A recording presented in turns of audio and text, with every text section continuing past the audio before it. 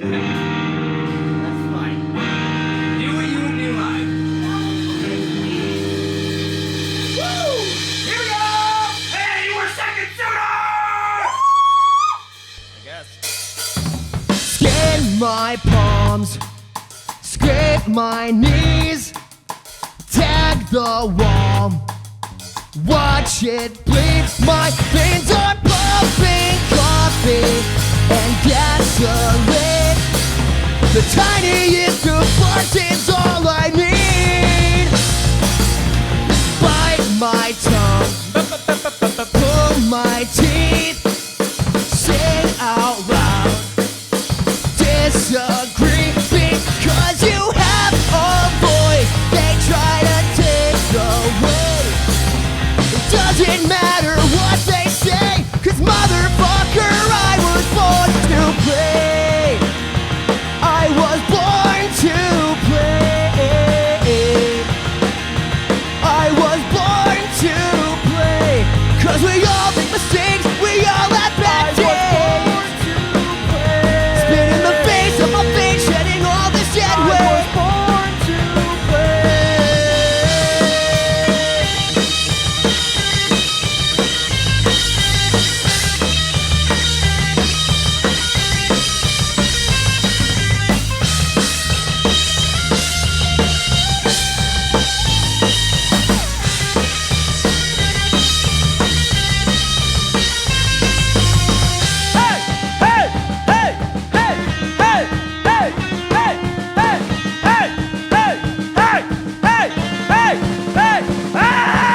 break my heart, make me scream.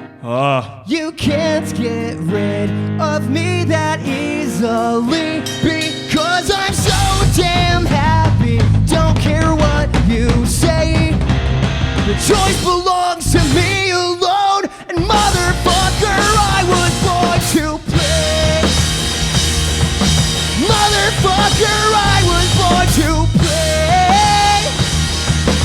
Motherfucker, I was born to play. We all have that day. Motherfucker, I was born to play. Motherfucker, I was born to play.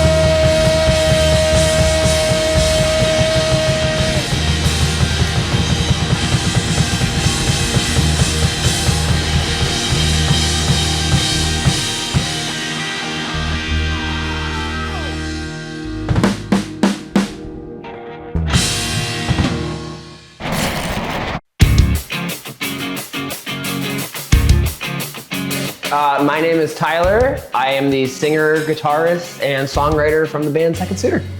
So Second Suitor is a reference from the movie Mallrats, which is a Kevin Smith film.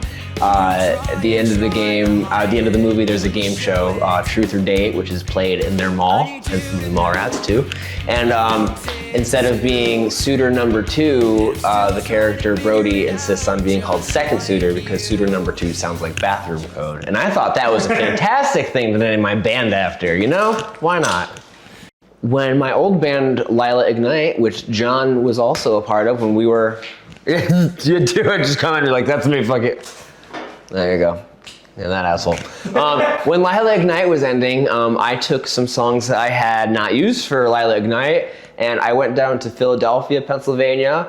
I stayed with my good friend Patrick Bear, who used to live above the Boot and Saddle. It's a music venue, I think on North or South Broad Street, I can't remember. Spent the weekend down there, recorded a 5-song EP that I played every instrument on. And then from there, I put it out and started recruiting members for shows. Kind of anyone who was available and around and who didn't hate me, I guess, who wanted to play music with me. And eventually I landed on Mr. James and Mr. Micah. They were in the band for a long time, probably 3-4 years.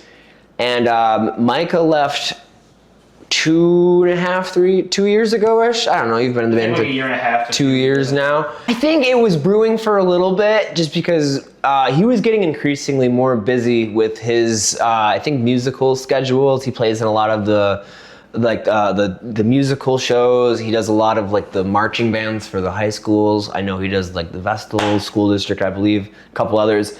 And he just got to a point where he wasn't available to pretty much be in the band anymore. And it sucked because like I love Micah and he's still a very good friend of mine. I'm actually working with him on a burning project that I need to get done this week. But John joined the band. We put out a song, I think Granite Angels was the only song we released with you in the band so far, and it was you, me, and James. And then, yeah, Mr. James just stepped away, I think, last month, or was it January? Might have been January. Yeah, it was January. So 2 months ago now, and he's just got to a point, too, where he's doing a lot. He's in other bands, other projects, and, you know, we'd rather stay friends and not hate each other than to force being in a band if, you know, we're not all completely happy doing the same thing. So I love James, and we, you know, we're still very good friends. He came to a couple of my wrestling shows recently, which is awesome seeing him in the crowd like, hi. I know you, but yeah, honestly, I'm very excited on this new little chapter of this band, I guess, with me and John going forward, and I hope John isn't sick of me yet, because we've been playing music together since we were... When did we meet? It might have been 2009 or 2008, the year I graduated high school. I've been sick of you since then. Yeah, okay. That's who just needed to get the date, right? Yeah. Okay. I'm John, and I play drums, and I also do backup vocals in second Suitor. Well, I had already filled in for Suitor like once or twice at least before. Jesus Christ, that sucks for the story though. I got the call. I was home alone. No. So Tyler had asked me because it was after Micah quit. It was after Micah left. Quit sounds bad. I think they had some shows lined up or whatever, and he was like, "Hey, you've already played the songs. You know. I'm like, would you be able to fill in for a bit?" And since I was already like learning the songs and everything. I think we were literally outside of Speedway one time waiting to get like the okay from James, like, hey, I'm ready, come over. And Tyler was literally just like, hey, do you want to just join my band? And I was like, yeah, sure. And that was literally it. It wasn't that exciting. So I think he asked me about it later on, and he was like, I know this is what you want to do, like I know you could do it, and I know that like we're already friends, we get along, like I know this is something that you would like, that would benefit you. He didn't beg me, but like he did ask me a few times about it, and then eventually I was like, fuck it, I'm gonna do it. And yeah, John joined. Mr. James just left, so now second Suitor is now a two-piece. It's me and John for writing, recording purposes, and I think the game plan is to have a bassist whenever we play live shows, or just fucking do it as a two-piece. Can I say bad words?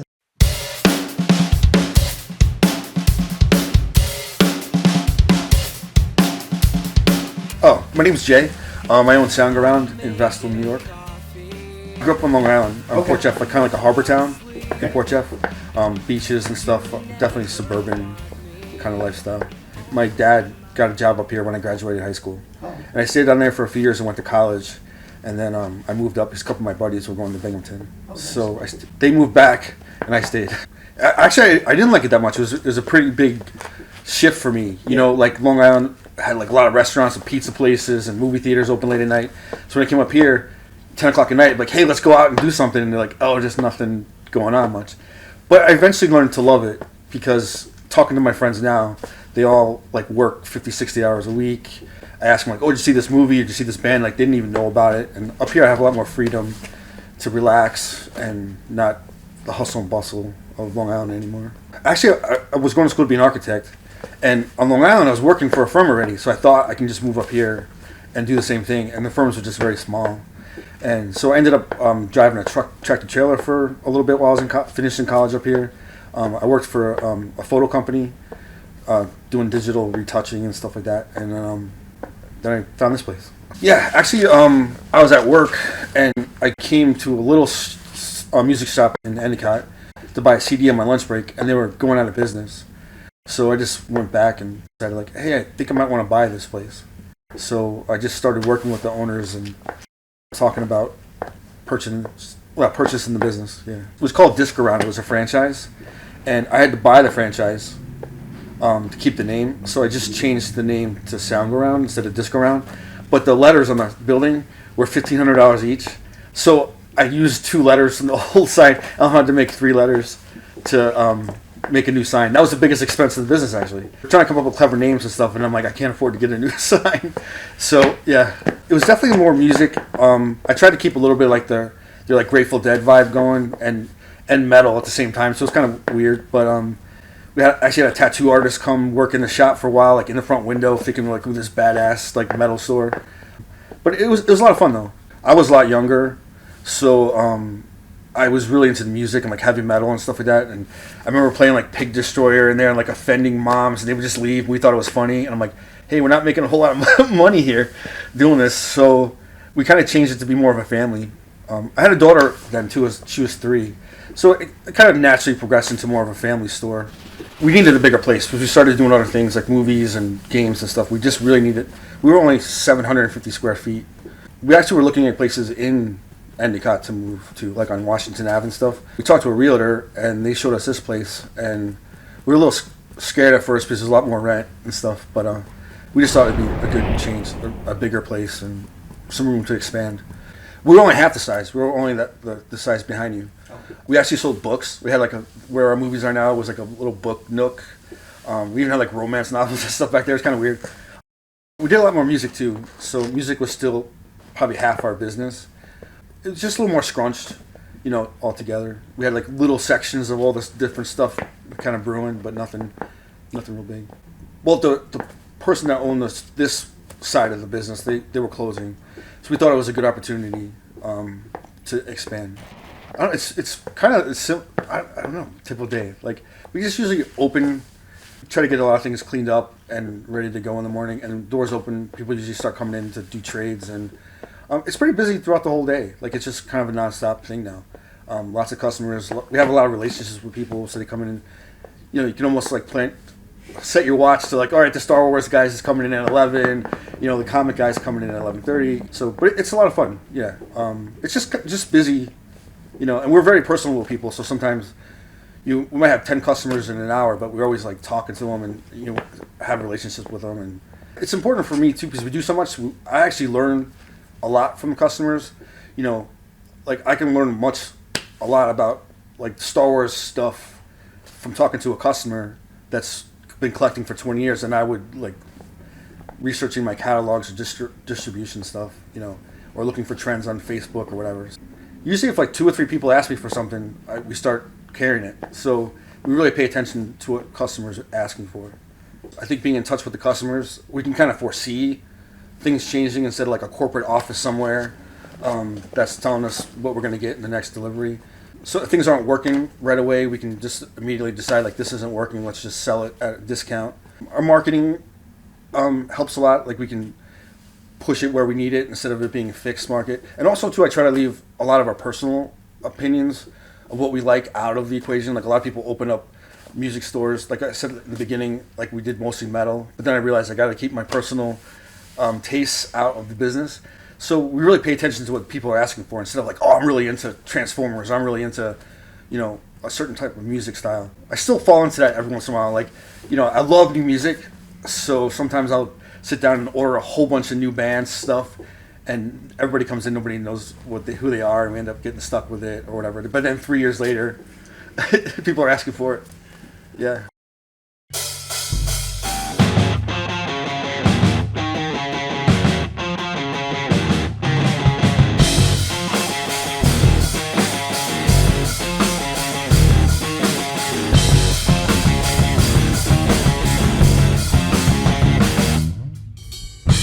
Take a bath, wash all of the blood off of your hands, but you can never clean your soul. Take a laugh, smile at everything you ever said. If only I could let this go. Here we go! The person I am is disgusted with the person that I was pretending to be.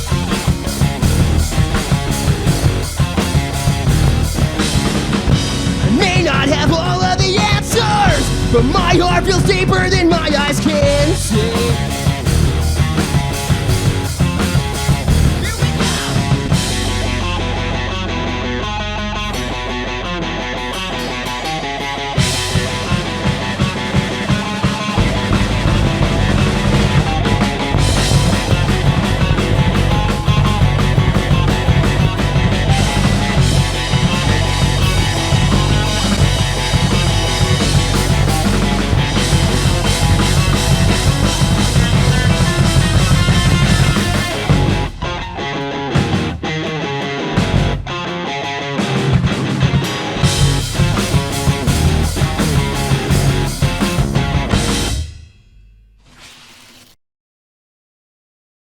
It could be a lot of stuff. I mean, we've dealt with people coming in with one item, and we actually had one lady come in a few years ago with her keys to her house and said, bring a truck.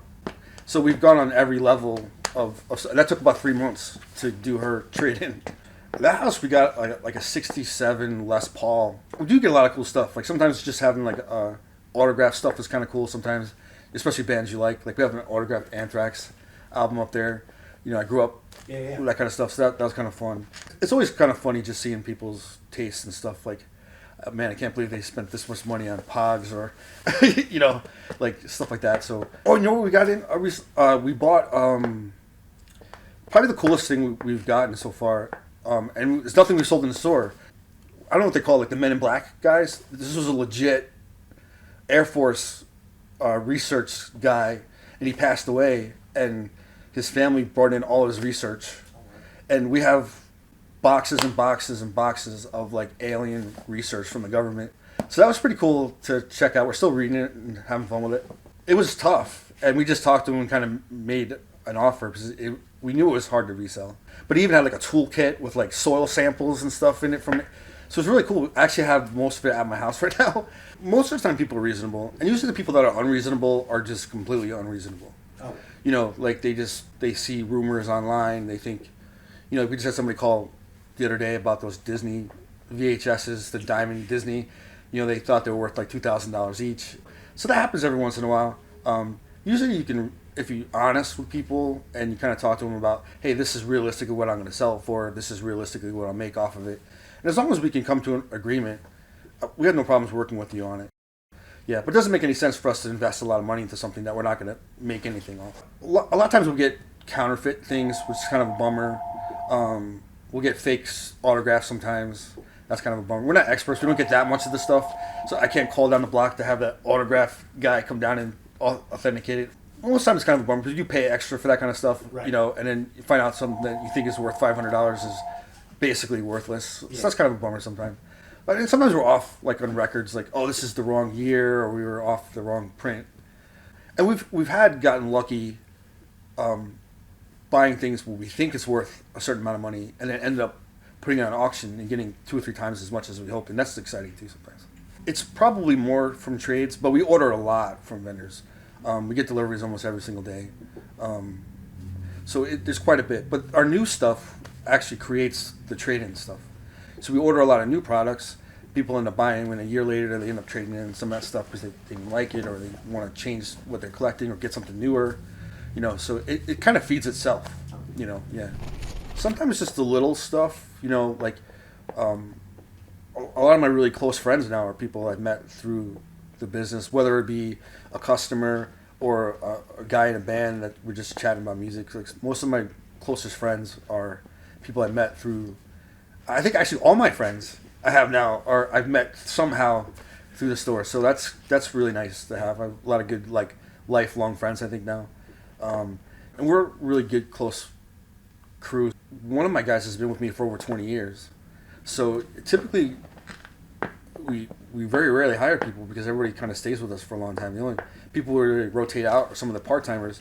And it's not necessarily because they want to leave. It's just because college students or, you know, they're moving out of town anyway, you know. So we have a really good, loyal crew. And being able to trust them is great. You know, they really get a feel for what's selling. So to do those trade-ins, they can kind of sense, like you have that gut feeling like this might sell, like even though we never saw it, like that looks like something that our customers might want. So that's very, very helpful. Honestly, we haven't really experienced too bad of times. You know, there's definitely been times where like, you know, like it's getting close, but you just cut back on stuff. You know, like you might not buy as many trade-ins. I try never to cut people's hours because I want to give them stability, you know, be able to spend as much money in July as they do in November. You know what I mean? I don't want them to worry about how many hours am I going to get next week. So I actually haven't made a written schedule in probably 6 months to a year because everybody just keeps the same. So everybody gets used to the schedule and their paychecks. And, you know, I think that's the big reason why everybody stays with me too. Is they don't have to worry about, you know, even if it's the slowest time a year, I try to make sure everybody's paid. Well, the last couple of years, nostalgia has been really big for everybody. It's not just like my generation of guys looking back on their childhood. A lot of kids are nostalgic about their parents. So they'll come in and want like older stuff, or they'll want to collect things that were part of their parents' upbringing or whatever. So yeah, and a lot of middle of that age group like to collect things that their parents threw out. I just think that there's lately there's been a big mix. There's not so much like a one trend anymore, which I love. I love people coming up to the counter with like the newest hip hop album, but then like a Fleetwood Mac album and a Spider-Man comic, and then like a Super Nintendo game, and a PS5 game, all in the same stack. And that's just really cool to kind of see. Yeah, actually CDs are coming back again. Okay. Yeah, they really are. The prices are going up on a lot of them. Even like the secondhand ones are going up. I think a lot of like the college age students have cars with CD players in them now, just so they can afford. So they want something to play in their car. It's also something to collect again. If you really like a band. I do get worried, but I've been in business for 23 years, and everything I thought was going to go out ended up, if you're just patient. And I don't, like I said, I don't like having a section that's like not selling, or I'm going to keep it there, or I'm going to die trying. Not give as much attention, maybe downsize it, but keep the spark of it going, and then it always comes back around in some way. But there's definitely, it's hard to speculate. You might hear like a new movie coming out next year, a new Star Wars show, and you think you got to order big on it, and that's a flop, and then nothing. Because we do have to order stuff almost a year in advance. You have to predict some kind of these Yeah, trends. yeah. How do you do that? If people are hyping it up and you hear people talking like they can't wait for it, that helps. I had a good rep with the toy company. That helped too. We'd have conversations about it. I'd talk to him and ask him what other stores were doing. But it is difficult. And we've definitely have stuff in storage that were not hits. We have about half this store size of a storage facility. It's gotten a little out of control. So we started doing toys like 2 years ago, and most of the things we order, you can't reorder. Like toys, Funko Pops, they either run or done. Sometimes you get like a restocking, like Pokemon cards, like that stuff is really hard to get restocks of it. So we try to order enough that I feel it might last us a year or so. So it built up really quick. So now we go with like cell phones, and I'll be in the garage climbing up shelves, asking the guys in here, like, we have Spider-Man, the one with the black mask, so that's kind of our system right now. How were you guys affected by the pandemic? Well, our landlord was great. He let us float on rent, which was amazing. That really helped us survive. I was really nervous, I was really scared that a place like this, because we deal so much with customer service and handling people's trade-ins, that we wouldn't be allowed to do that anymore. Like, we wouldn't have to wash everything. Yeah, how long were you guys kind of done? I don't remember. Honestly, it was a few months. However long we were closed down is and I was here almost every day. We were doing like phone orders and dropping stuff off people's cars. It wasn't much. It might have been like $50 a day or $100. I remember like walking around with my camera with my phone, like with the movie section, people asking me what I had in stock. So we did what we needed to get by. It was mostly me by myself. I had like maybe one of my guys would come in and help me clean up or something. Once we reopened, it was a boom after. Like, it was like a feeding frenzy in here after. Like, you're supposed to social distance, and people were like at the front counter, like stuff was going. Yeah, it was fun. It was just I was happy because I was really nervous things were going to be different. Like, I used to love like going to Music City and there'd be a line down the street to get a new album, or like a big band would play at the arena and everybody would be lined up to get their stuff signed. So being this busy after was a lot of fun. Like, except for like holiday times, we haven't been that busy. But the last couple of years have just been extremely busy. This is a second Suitor song. This is my mom and dad. They are not second Suitor. Nope. But I'm making them be my band because we're all in quarantine right now. So, whoop whoop, whoop whoop. It's for all the juggalos and juggalettes. Don't try this at home. Hope you like it. Right, Mom? Yep. You want to do the honors and say fuck this shit? No. Let's go. Start it. I can't. Just tell me when. Say Okay, it. go. All right. Here we go.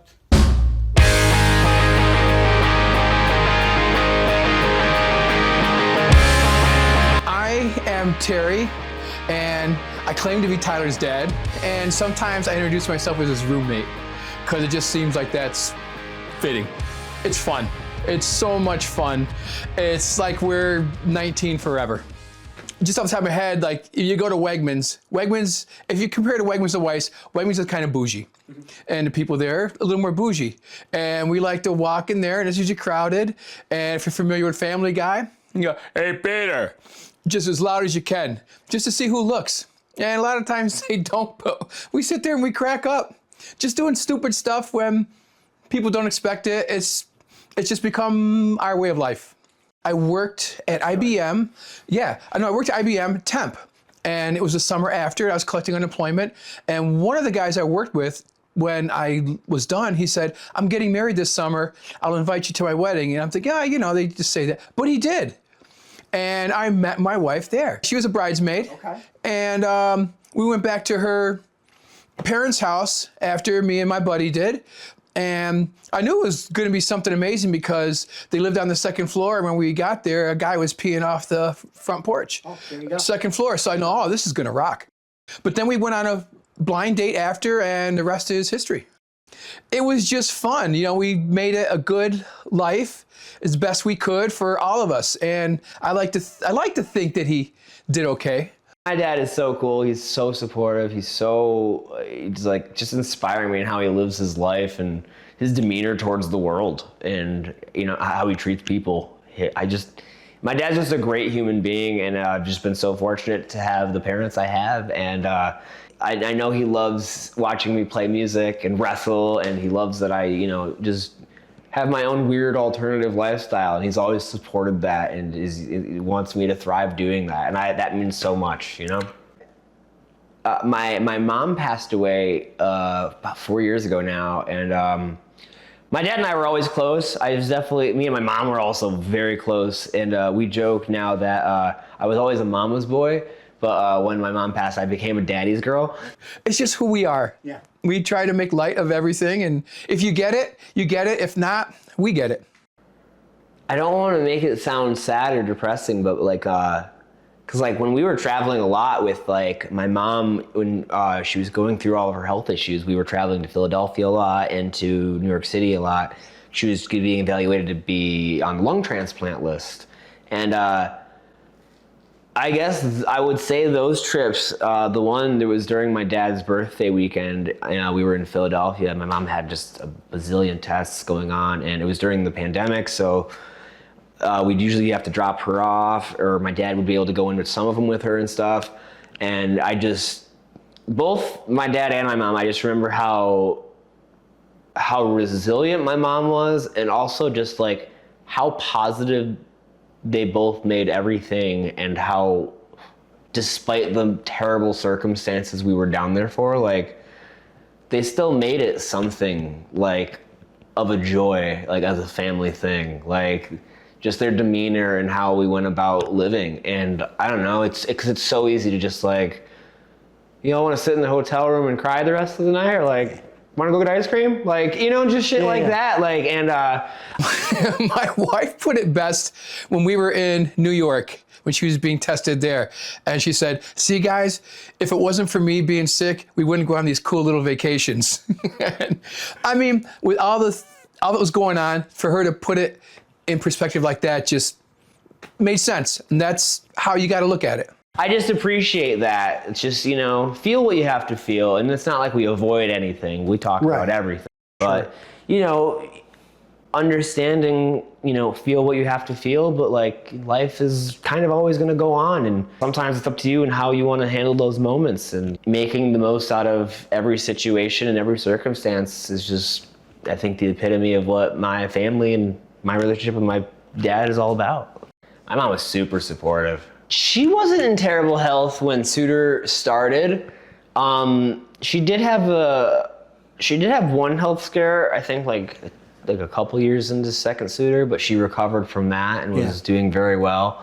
And then, you know, just like I said, like 4 years ago it just, you know, when she passed, it is just, I think she got COVID, and, you know, while going through all of this, you know, it kind of happened quick when she ended up passing too. I remember, you know, even the day she left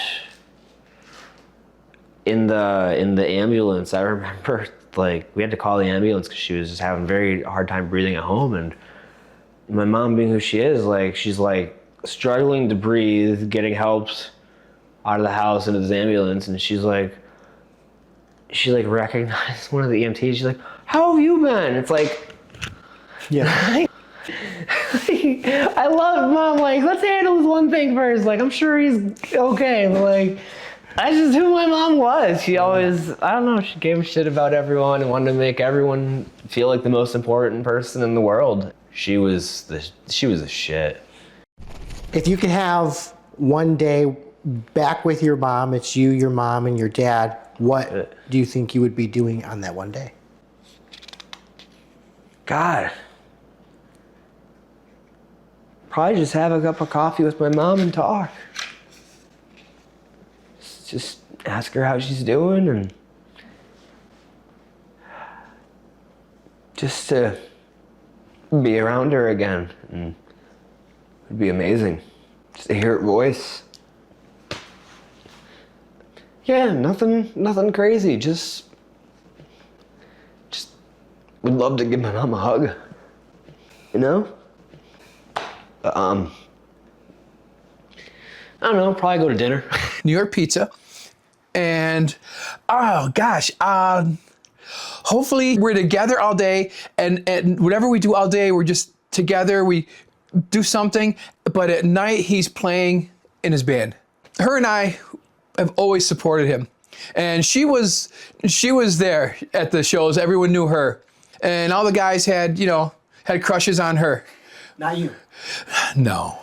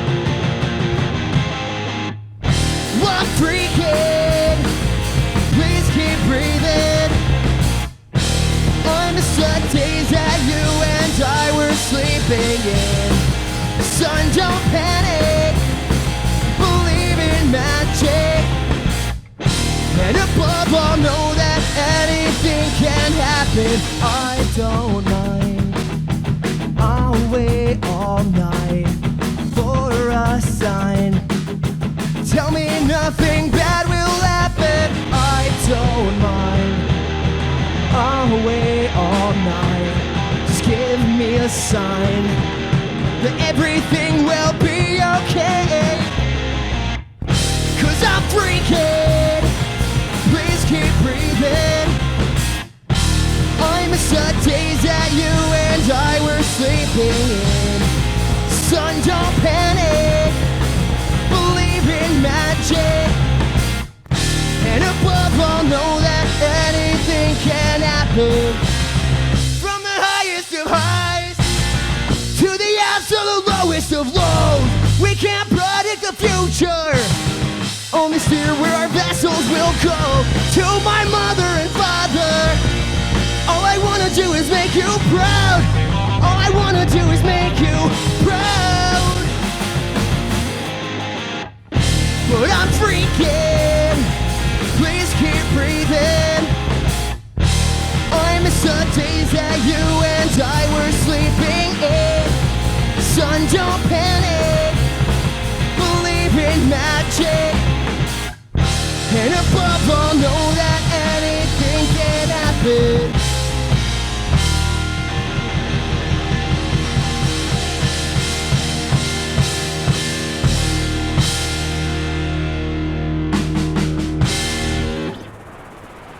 This autumn is my wonderful fiance. She's terrific. God, we met at a Halloween show at Avenue DIY. I know I was painted like Finn Balor. You were, yeah. Yeah. I had the whole demon makeup on. I had no shirt on, and I was disgusting after the set. Remember that? Tyler and I met at a show, actually, years and years before we started dating, because we were friends for a while. And then, like, during the pandemic of 2020, like, right before we started talking to each other, and then the pandemic hit.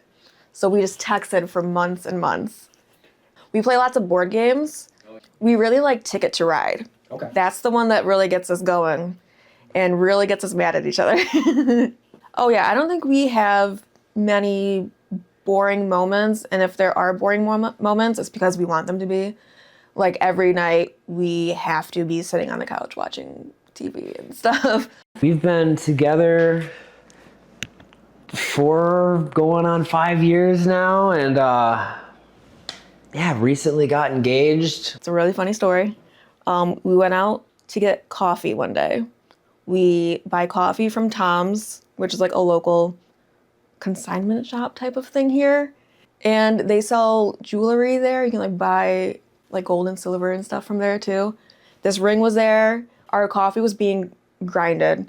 We were just looking around and I was like putting on rings. I'm like, oh, this fits perfectly. And he took it and bought it.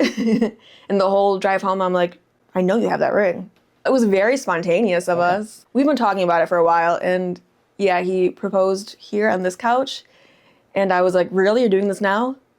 And we were just kind of like, yeah, I think so. Let's do it. And that's how it happened.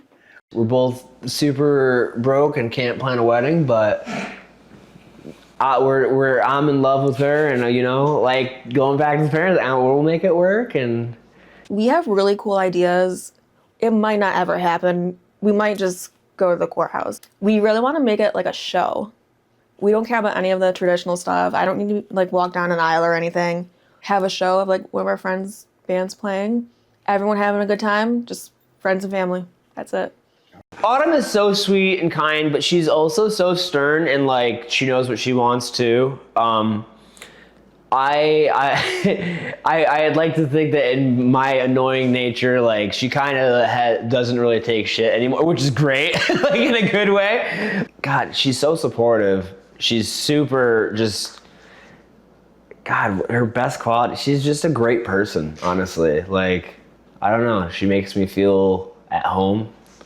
She's like that calm I need in my life, and seeing her work for her dreams and goals. She's currently doing school to become a teacher and an educator, and to see her on her journey and being able to support her is super awesome. And I love seeing where she's at and where she wants to go. And I can't wait to hopefully spend the rest of my life growing with her and building an incredibly cool and fun life. I think his biggest quality that helps him in every single thing he does is how ambitious he is, which is pretty obvious because he does music, wrestling, has his own business, constantly taking on new roles and all of those things. And there's just never really any downtime. I think of my wife because she was good. She had to deal with people a lot at work and stuff. And she always had a saying, you may not like me, but you have to work with me. And Tyler will talk to everybody, no matter how they feel about him, and he just does. He just, fearless. Yes, it's good. Just like Taylor Swift. I hope it's going to take him playing with even bigger and better bands. I've already seen him play with some pretty big people, like the singer and guitarist from Taking Back Sunday, Wheatus, bands like that. So I can just assume that there's going to be even more people coming his way. Well, I'll show you up here where I work. This is literally my spare bedroom print shop, and this is where the magic happens. This is my Riley Hopkins press. I have my exposure unit over here. This is what burns the images onto the screens. I'm in the middle of a job that I have to cure these shirts for. I printed them last night for a wrestling company, Northern Federation Wrestling. And yeah, this is my shop, man. I got into shirt printing because playing in bands, when we were younger especially, like, every print shop had like 50 shirt minimums, and like none of us could ever afford it. So learning how to screen print it kind of helped save my band's money growing up, and also then I was able to print for other bands. I've been doing it almost like 10 years plus now, and I've always upgraded my equipment, my style, my techniques, and yeah, I just started because I couldn't afford real shirts from print shops, so then I started my own print shop, and 10, 15 years later, here I am with my own press and my own studio room to do it all in. This is my flash dryer. This is a good one. I used to have one off of Amazon that basically, like, you could adjust the temperature on it, but it would, like, blow the fuses in here and stuff if it got too hot and stuff. But this guy has upped my production. It allows me to cure the shirts faster at a more correct and accurate temperature. It's more of an even thing instead of hot coils trying to warm up a shirt. So I want to say the press because this thing's been amazing and I love this guy, but this thing actually has probably been a little bit more helpful to me. So it's tricky, and it's taken me a long time to kind of dial it in. What I do is I put the transparency of an image. You see, I can do one right here, actually, really quick. Here's a transparency of a design I have a screen for. This is a back design. And then what I do is I get it lined up where I want it on the platen, make sure it's all straight and everything. I typically will tape it down. My platen's disgusting right now because I've done a million jobs. And then once it's taped down, what I do is I get the screen itself, load it into one of the print arms, and I make sure everything is lined up how it has to be. Once it's lined up and adjusted right, I'll dial it in. You tighten these up, and then this pretty much stays in place, so whenever you print, it's going to go on the same place every time. So for a 2-color, I would do the same thing. I'd print the first color, and with a design like that, you probably wouldn't need a flash, but you could flash to make sure the one layer is dry enough to print on top of. And then if there was a second color on this, like say a design right here, I would line up that with this transparency as well. And once they're both lined up, locked in, time for production. Do you still go to Long Island to like Yeah, family and everything? I have family down there. It's just gotten more and more and more expensive. Okay. Yeah, like I grew up, it was kind of like a harbor town, a beach town, and a lot of like blue collar working people. And there still are, but it's just, houses are $1 million. Where I grew up, like it was like kind of down to earth, like regular people. But like my grandpa, I went down to visit him a little while ago, and he said, "You got to come with me, take a ride to the Candyman's house." I'm like, "What are you talking about?" He's like, "Yeah, you got to see the Candyman." And I'm like, "All right." So we got in his car, and he started driving down the road around the corner from his house, and he pulls up into this big, huge, fancy house. It was Eminem's house. So it's like you see like 50 Cent at the grocery store. So it's just very different.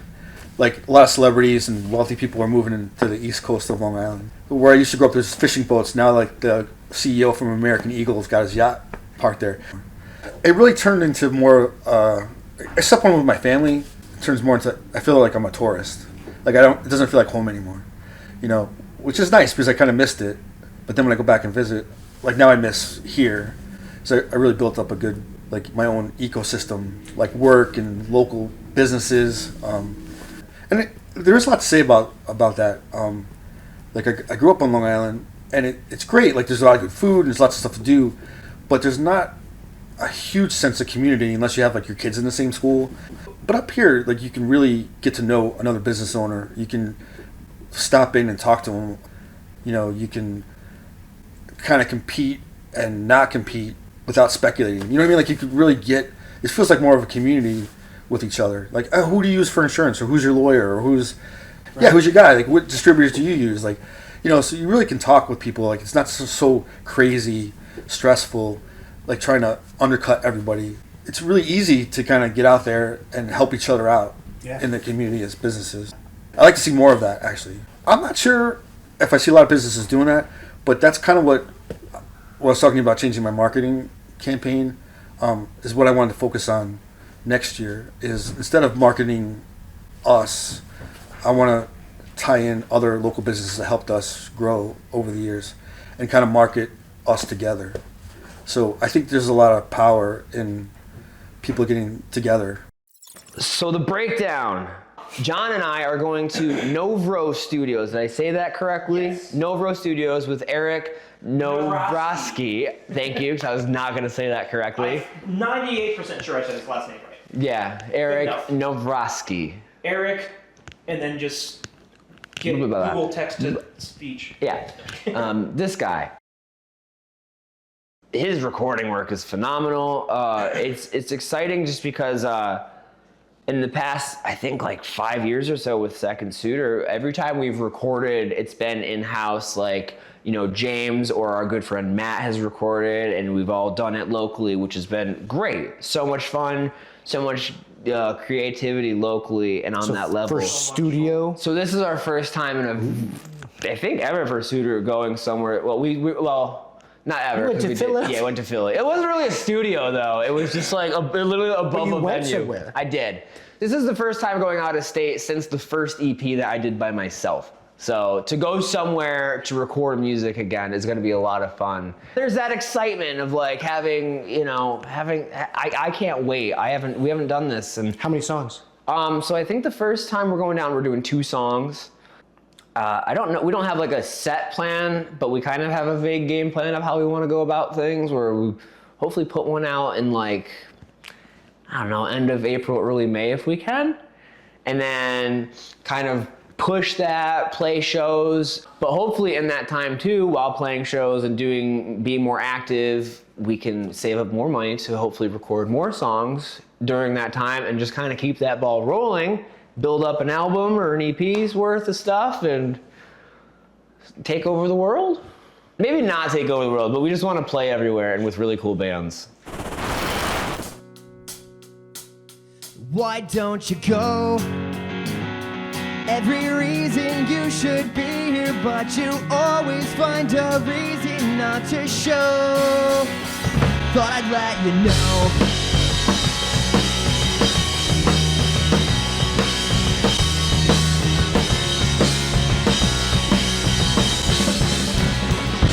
Everybody all has something to say, so fuck it, I'll do what I want anyway. 33, refuse to be dead at heart. I'm calling my own shots and shooting for the stars. Why don't you go? Every reason you should be here, but you always find a reason not to show. Just thought I'd let you know that while you're looking down on me, I found all the love I need and the right to grow. Thought I'd let you know. Just thought I'd let you know. Thought I'd let you know. Thought I'd let you know. Just thought I'd let you know. Thought I'd let you know. Thought I'd let you know. Just thought I'd let you know. Thought I'd let you know. Best part about being in a band, playing music, man. I love playing music with John. I feel like songwriting is kind of a therapeutic thing for me, and playing shows, it's the best. There's nothing better than playing shows, honestly. No matter if it's packed or empty. I don't give a shit. You know, I do, but I don't. You know what I mean? Yeah. Listen, everyone in the world wants to play to a lot of people, sure. Myself included. I do what I do because I love to do it. Do I want to get like paid to do it and play for people? Fuck yeah! But listen, I've been doing this for like almost 20 years now. It don't matter if there's fucking 10 people, 100, 250. I don't care. I'm still gonna play. And I'm still gonna have fun because that's what it's all about, man. What is the worst part about being in a band? Playing shows. Loading in, loading out. No, loading out. Loading out's the fucking adrenaline's worst. Off. Oh God. Hey, let's keep it down over there, okay? Yeah, loading out. Loading in's fine because there's still the excitement of, I get to play it, and then you play it, and you're like, fuck, I gotta tear all this shit down. Since you're not a signed artist, like, yeah, Roadie doesn't do that for me. All right, cool. Oh yeah, no, we don't no roadies. We're not a cover band in Binghamton. We don't have roadies. Sorry, was that a jab? Yahtzee! Listen, I can definitely appreciate a band like the Bro Bros, the all-guy, all-girl cover band. But when you're in a cover band and you're considering yourself a goddamn rock star and you're playing someone else's songs and like, dude, you can be successful and you're probably making more money than us, for sure. Have at it. I'd rather dance for pennies playing my own songs than learning fucking Guns N' Roses and playing it to 40 drunk screaming people in my face. Like, no, like you're not a rock. And just the ego that comes with some of the cover bands in this area is so stupid. And plus the original bands have a harder time getting booked. It's just like in any other band, like even if you're not in a cover band, like if you're cool, you're fucking cool. But if you're a fucking dick, you're a fucking dick. And also, like, being older, like, I'm realistically not going to every local show anymore. I also wrestle and screen print, and I have work to do, and it's like I can't catch every show as much as I want to. And I've been trying to make a more conscious effort to go out to more shows and see more local bands and be a part of the community because it's fun. And I do think a community and supporting each other is better than tearing each other down. I'd rather build people up and not have a comparison and not have a competition of who's doing better. It's just like we could all win. Like and there's the thing, I don't want anyone to lose. And I'm guilty of this too, like taking it too seriously. Like I said, I want all of us to win. I don't want anyone to lose. We're all playing music, and as long as we're genuinely doing it for the reasons that we say we are and we're doing it for the love of it, fuck yeah. I hope the show is great. I do. They really have the ability to help each other locally, and they kind of do in like small little niches. You know, you always see like the same 3 bands hanging out this show, and then these other 3 bands are hanging out at this show. But I really think they need to work together more as a whole. You know, I think the venues need to work together with the bands as a whole, even some local businesses to get together. Like I remember when I first moved up here, there was a lot of like college papers. And that was kind of like working together. Like the bands would advertise in it, give a little money for the advertisements, or they give away free tickets. Local businesses would put ads in there. The college would put ads in there. So everybody kind of chipped in together to make this publication that really kept you in touch with the scene. And now everybody's kind of doing their own social media, their own flyers. You know, you don't know what's going on, like where to even check out on a Saturday night if you want to see a live band. So I think if everybody got together somehow and combine their marketing forces, I think you'd see a real change. Like this is the hot spot to go to, or these 3 different places. I think if you make something great and people could see that it's great and people are having fun, like the world will kind of seek you out a little bit. So just being like a really good band, being reliable, being fun is going to get your name out there. Working with other bands and networking and stuff is really what's going to help it. You create the scene instead of create a band.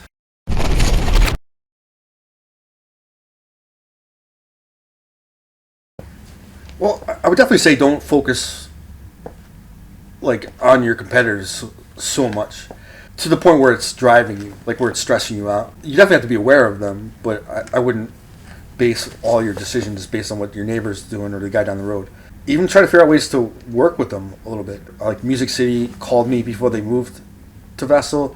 I'm like, yeah, it'd be great, you know, because people can go to both our stores the same day, you know. So, and we're friends, so that's great. And also too to try to not take things personally, you know. Like I remember one of my first requests at my open, you know, where I thought I was this cool music dude. Somebody asked me for the soundtrack for the Country Bears. So I kind of, at that moment, that was even before we opened actually, so I was like setting posters up and decorating, and a couple came in and asked me if I had that. I think at that very moment I realized like, okay, this isn't going to be what I want to sell. Like I have to sell what people want to buy. Even that one incident's kind of changed my thinking a little bit to kind of be aware of what people are asking for and not think, oh, that's dumb, I don't want to carry that, or, you know, it's okay to carry stuff you're not, like we don't carry country music, but not because we think it sucks. We just don't know a lot about it. So I don't want to order stuff, you know, not really understand what people are asking for, you know. So have fun and just do it. There's no rule book. It's always good to seek advice from your peers or people who are in bands doing it at a different level than you are, but you do not have to follow any set way of doing things, and use it as a way to go see not your hometown. Because that's what I did. I wouldn't have ever seen most of this country if not for being in a band. And we might not be, have the accolades or like the huge following that we hoped and dreamed we would, even though we're still working at it, and I'll probably always will be. But we've fucking done it. And as long as I'm alive, I'll keep trying it, and I'll keep going after it. And I don't know, like, that's good enough for me. And as long as you have the passion for what you're doing, it should be good enough for you too. Like what Tyler said, just fucking get out there and do it, but also don't be a dick. That's a big part. Just like, we're all here to like have fun. Like that's what music is about. It's like getting to express yourself in ways that you can't in other ways. You're there to like, because you're an outcast and a weirdo. Like, don't make it difficult for people who are also outcasts and weirdos trying to find a sense of belonging. And also practice. That's never a bad thing to do, is practice. I can't sleep, so I stress, eat, and wonder why I feel like I'm dying. I have facial tics from anxiousness, smoke a bowl of manic depression, but I smile. I'd rather make you laugh than cry. It's been a while. I don't take care of myself. I'm in denial.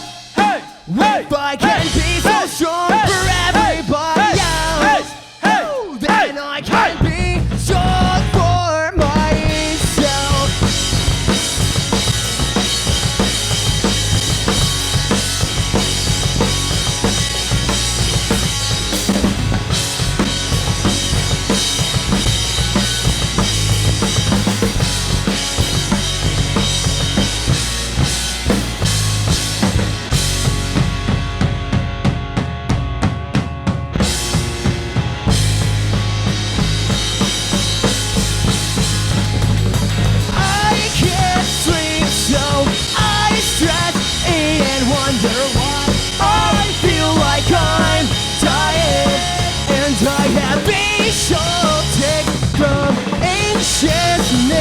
Roll a joint of all my excuses. Let it go.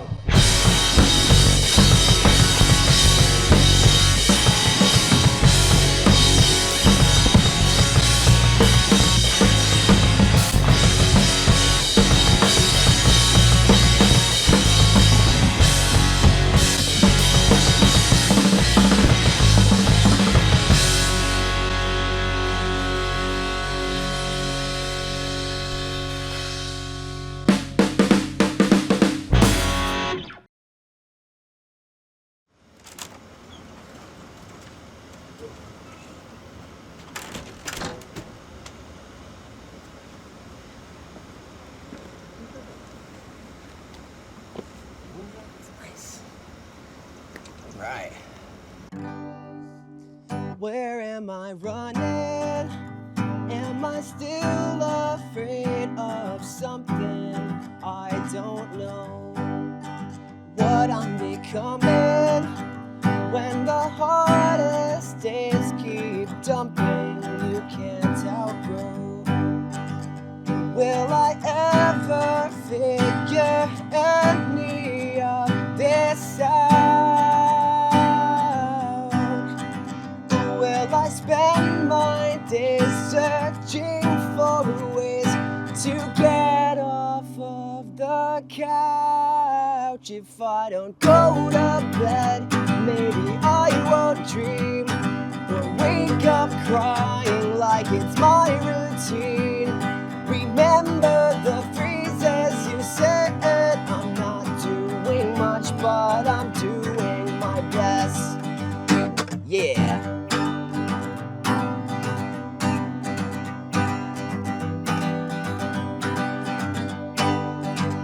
Will I ever figure any of this out? Or will I spend my days searching for ways to get off of the couch? couch if I don't go to bed. Maybe I won't dream or wake up crying like it's my routine. Remember the phrases you said. I'm not doing much, but I'm doing my best. Remember the phrases you said. I'm not doing much, but I'm doing my best.